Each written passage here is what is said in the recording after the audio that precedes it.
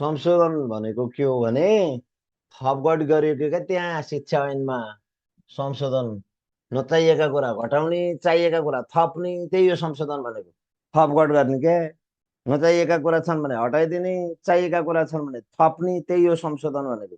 ल शिक्षा ऐनको 7औं संशोधन र 8औं संशोधन र यो 7औं संशोधनले के व्यवस्था गरे त।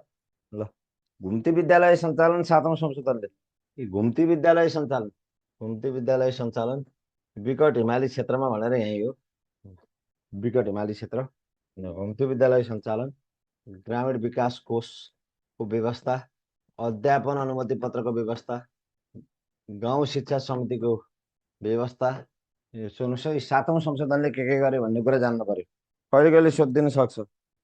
ल शिक्षक सरुवा ऐनमा व्यवस्थित शिक्षक युनियनको व्यवस्था पनि गरेको शिक्षक सरुवा व्यवस्थित पनि गरेको यसले महत्त्वपूर्ण कुराहरू जान्नुहोस् 7औं संशोधनले।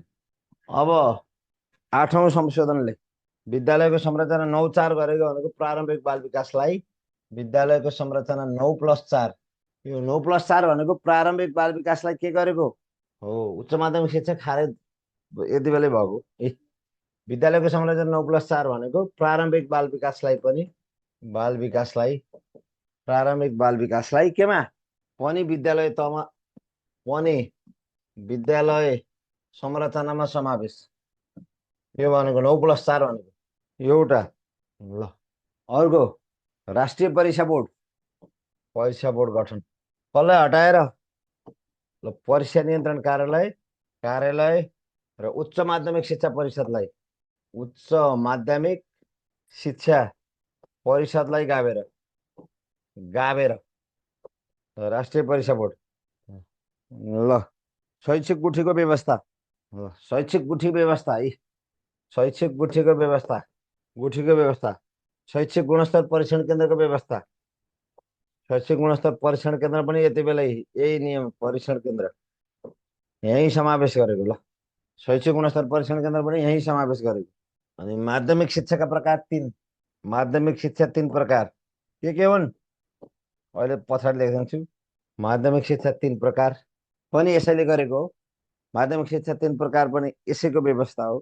ल शिक्षक युनियनको सट्टा शिक्षक महासंघ भनेको यसैले हो।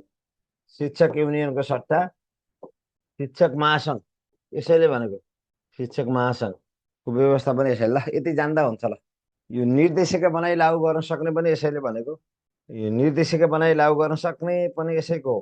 ल निर्देशिका बनाई लागू गर्न सक्ने पनि यसैको व्यवस्था हो। यो 8औं संशोधनले ल सुन्नुहोस् है शिक्षा ऐन 2028 प्रमाणीकरण भएको 28/5/24 मा शिक्षा ऐनको 7औं संशोधन र 8औं संशोधन नजानी हुँदैन। अब 7औं संशोधन भनेको शिक्षा ऐनको 7औं संशोधन भनेको 58/10/25 मा शिक्षा ऐनको 8औं संशोधन भनेको 2073/3/15 मा र शिक्षा ऐनको 7औं संशोधन 2058/10/25 ले के व्यवस्था गरे त घुम्ती विद्यालय सञ्चालन विकट हिमाली क्षेत्रमा यो शिक्षा ऐनको 7औं संशोधन हो। ग्रामीण विकास कोष शिक्षा विकास कोषको यो ग्रामीण शिक्षा विकास कोषको स्थापना पनि यसैको हो। ग्रामीण शिक्षा विकास कोषको स्थापनाको कन्सेप्ट पनि शिक्षा ऐन 7औं संशोधनको हो। अध्यापन अनुमति पत्र पनि शिक्षा ऐन 7औं संशोधनले व्यवस्था गरेको हो। गाउँ शिक्षा समितिको व्यवस्था पनि शिक्षा ऐन 7औं संशोधनले हो। शिक्षक युनियनको व्यवस्था गरेको पनि शिक्षा ऐन 7औं संशोधनले हो र शिक्षक सरुवा व्यवस्थित गरे पनि शिक्षा ऐन 7औं संशोधनले हो। शिक्षक सरुवा व्यवस्थित गरेको पनि शिक्षा ऐन 7औं संशोधनले हो जुन 58/10/25 मा भएको र शिक्षा ऐनको 8औं संशोधन 2073/3/15 मा हो र विद्यालयको संरचना 9+4 बनाएको शिक्षा ऐनको 8औं संशोधनले जसले प्रारम्भिक बाल विकासलाई पनि विद्यालय संरचनामा समावेश गरेको हो। त्यसकारणले शिक्षा ऐन अनुसार विद्यालयको संरचना 9+4 हो र राष्ट्रिय परीक्षा बोर्डको गठन गरेको परीक्षा नियन्त्रण कार्यालय र उच्च माध्यमिक शिक्षा परिषदलाई गाभेर राष्ट्रिय परीक्षा बोर्ड गठन गरेको शिक्षा ऐनको 8औं संशोधनले शैक्षिक गुठीको व्यवस्था गरेको शैक्षिक गुणस्तर परीक्षण केन्द्र स्थापना भएको र 66 मा र व्यवस्था ऐनमा व्यवस्था भएको 73/3/15 8औं संशोधनमा र माध्यमिक शिक्षा 3 प्रकारका अहिले यो पछि भन्दैछु माध्यमिक शिक्षा 3 प्रकारका के हुन् भन्दैछु र शिक्षक युनियनको सट्टा शिक्षक महासंघ र निर्देशिका बनाई लागू गर्न सक्ने हो। शिक्षक युनियनको सट्टा शिक्षक महासंघको गठन गर्ने भनेको 8औं संशोधनले हो निर्देशिका बनाई लागू गर्न सक्ने भनेको नि शिक्षा ऐनको 8औं संशोधन हो।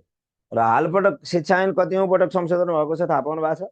ल, अन्तिम संशोधन 9औं हो, 74/7 मा। त्यहाँभन्दा पछाडि संशोधनै भएको छैन। अन्तिम संशोधन 9औं संशोधन हो। अन्तिम संशोधन शिक्षा ऐनको अन्तिम संशोधन कति हो? शिक्षा ऐनको अन्तिम संशोधन कहिले हो? ऐनको 9औं संशोधन, 9औं भनेको अन्तिम संशोधन। ल, शिक्षा ऐनको अन्तिम संशोधन 9औं पटक भएको छ। ल, 9औं पटक भएको छ 74/7 मा। शिक्षा ऐनको 9औं संशोधन अन्तिम संशोधन हो यो, अहिलेसम्मको अन्तिम संशोधन हो। हालसम्म अन्तिम, हालसम्म अन्तिम संशोधन। ल, हालसम्मको अन्तिम संशोधन हो यो। ल, हालसम्मको अन्तिम संशोधन हो यो। ल, म जान्छु।